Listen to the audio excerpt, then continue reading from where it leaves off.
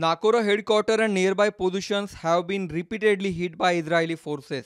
संयुक्त राष्ट्राकडून अधिकृतपणे ही निवेदन जारी करण्यात आले. इस्रायलच्या सैन्याने लेबनॉनमध्ये ग्राउंड ऑपरेशन सुरू केल्यानंतर संयुक्त राष्ट्राची जी शांती सेना लेबनॉन आणि इस्रायलच्या सीमेवर सध्या उपस्थित आहे त्यांना धोका निर्माण झाला आहे.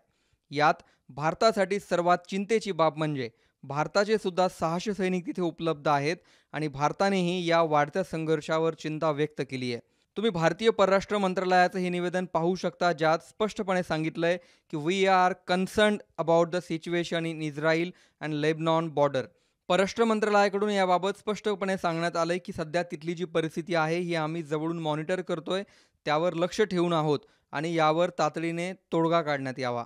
इस्रायल आणि लेबनॉनच्या सीमेवरती भारतीय सैनिक नेमके का आहेत, भारतीय सैनिकांना हा धोका निर्माण का झालाय आणि या परिस्थितीवर काय तोडगा काढला जाऊ शकतो, या सर्व परिस्थितीवरच्या वेगवेगळ्या प्रश्नांची उत्तरं या व्हिडिओत मी देण्याचा प्रयत्न करणार आहे. जवळपास 25 वर्षांपूर्वी इस्रायल आणि लेबनॉनमध्ये असा संघर्ष झाला तेव्हा इस्रायलच्या सैनिकांनी ग्राउंड ऑपरेशन करून लेबनॉनमध्ये घुसखोरी केली. बरीच वर्ष हे सैन्य लेबनॉनमध्ये राहिलं, पण संयुक्त राष्ट्राच्या मध्यस्थीने 2000 साली अखेर इस्रायलने सैन्य मागे घेतलं. इस्रायलने पूर्णपणे सैन्य मागे घेतलं आहे की नाही याची खातरजमा करण्यासाठी आणि लेबनॉनमधील नागरिकांच्या सुरक्षेसाठी संयुक्त राष्ट्राने ब्ल्यू लाईन आखली आणि या ब्ल्यू लाईनवरती संयुक्त राष्ट्राच्या शांती सेनेचे सैनिक तैनात केले.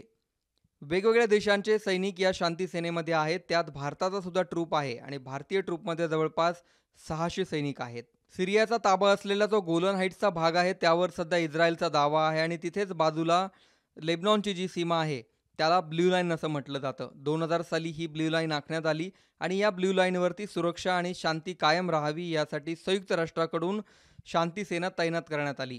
गेल्या 25 वर्षामध्ये इथलं वातावरण शांत ठेवण्यामध्ये या संयुक्त राष्ट्राच्या शांती सेनेचा प्रचंड मोठा वाटा आहे. मात्र हसन नसरल्लाचा खात्मा केल्यानंतर हिजबुल्लाचं कंबरड मोडण्यासाठी लेबनॉनमध्ये घुसण्याचा प्रयत्न इस्रायलच्या सैन्याने केला. इस्रायलचं सैन्य सध्या मोठ्या प्रमाणात लेबनॉनमध्ये ग्राउंड ऑपरेशन करत आहे. इस्रायलचं सैन्य लेबनॉनच्या सीमेमध्ये मोठ्या प्रमाणात घुसलंय. बैरूतपर्यंत हल्ले सुरू झालेत आणि त्यात ब्ल्यू लाईनवरती जी सेना आहे शांती सेना त्यांना सुद्धा मोठ्या प्रमाणात फटका बसतोय. संयुक्त राष्ट्राने दिलेल्या अधिकृत माहितीनुसार काही सैनिक यात जखमीसुद्धा झालेले आहेत.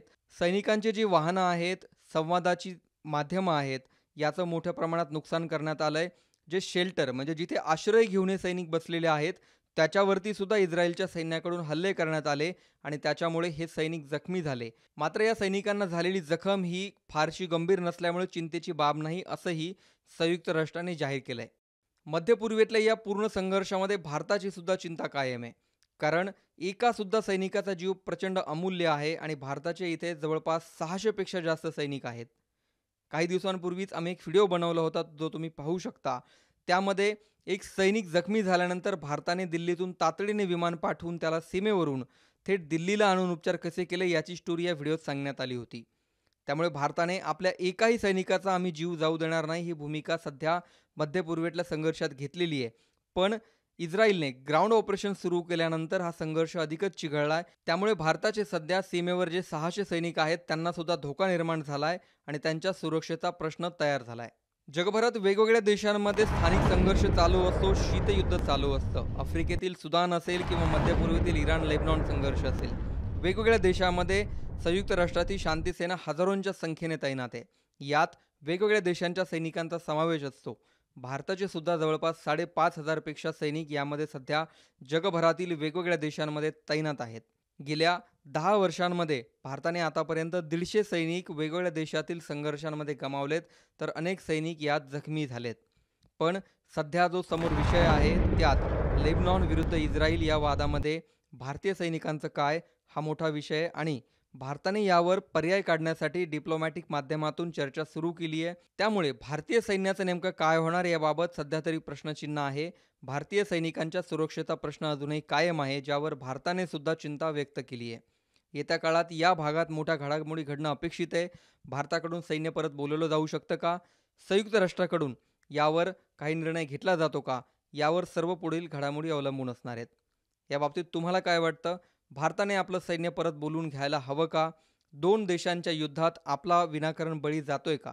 तुमची ही मतं कमेंटमध्ये जरूर कळवा. महाराष्ट्र टाइम्स इंटरनॅशनल हे जागतिक अफेअर्सचं चॅनल जर तुम्ही सबस्क्राईब केलं नसेल तर ते सबस्क्राईब जरूर करा.